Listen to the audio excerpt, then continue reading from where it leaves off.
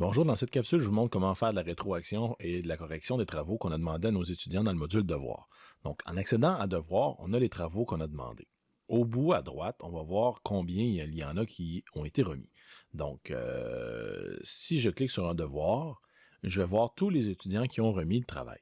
Donc, pour corriger un travail, je peux débuter par le premier de la liste.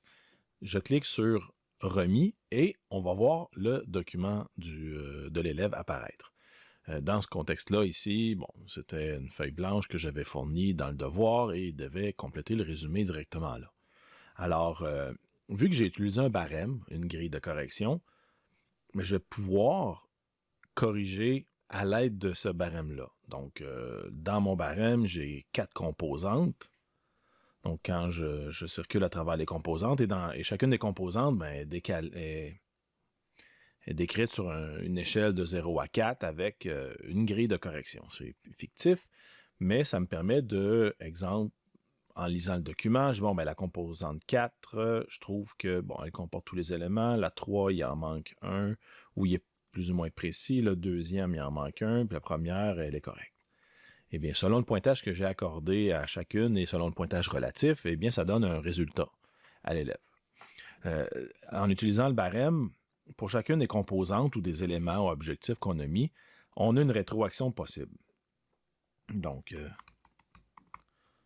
ici, je peux changer la composante 2. J'ai une autre rétroaction possible. Donc, vous voyez que pour chacune des composantes, il y a une rétroaction possible. Une autre façon qu'on a de donner de la rétroaction à nos étudiants, c'est de modifier le document. Donc, je peux, à l'aide du modifier le document, aller dans le navigateur. Donc, je vais aller dans Word en ligne. J'aurais pu ouvrir Word complet dans mon ordinateur et tout ça, mais là, pour les besoins de la cause, le document de modification en ligne fait l'affaire. Un outil qui est intéressant, c'est dans l'onglet Révision, je peux ajouter des commentaires. Donc, dans la marge, les commentaires apparaissent. Donc, je peux écrire un petit commentaire en lien avec l'élément que j'ai sélectionné. Je peux aussi faire un commentaire sur un mot en particulier.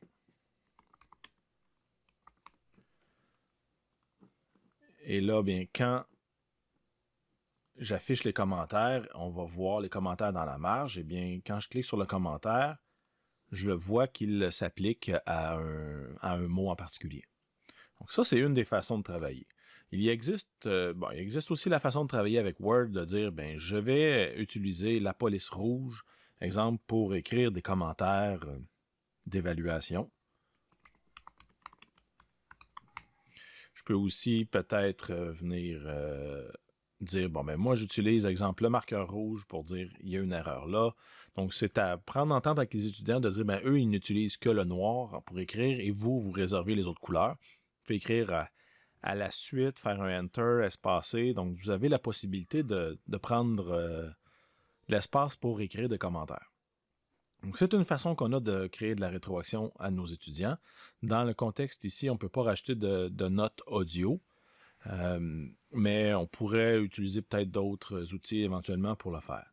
Donc, si vous utilisez la grille d'évaluation, vous avez cette possibilité-là de rétroaction, vous avez les commentaires, vous pouvez ajouter du texte directement ou souligner et faire d'autres interventions dans le texte.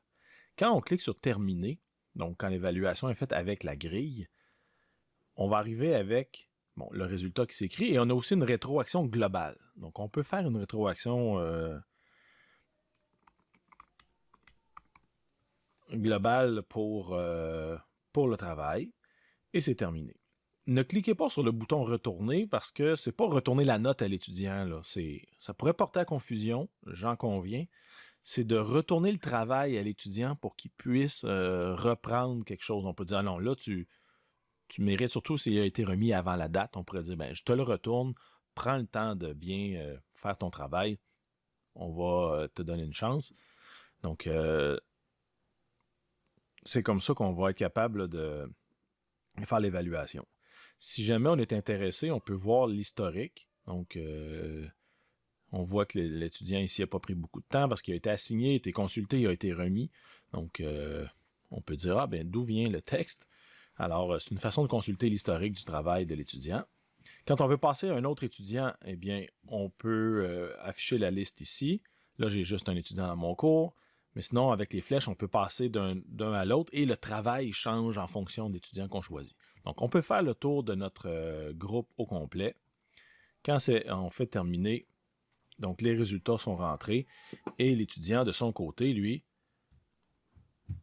il va voir que son travail a été remis et qu'il a eu la note de 85. Donc, c'est automatique. Il va être capable de consulter son travail. S'il va voir la grille, eh bien, il voit les résultats qu'il a eus en fonction de chacun des composantes et tout ça.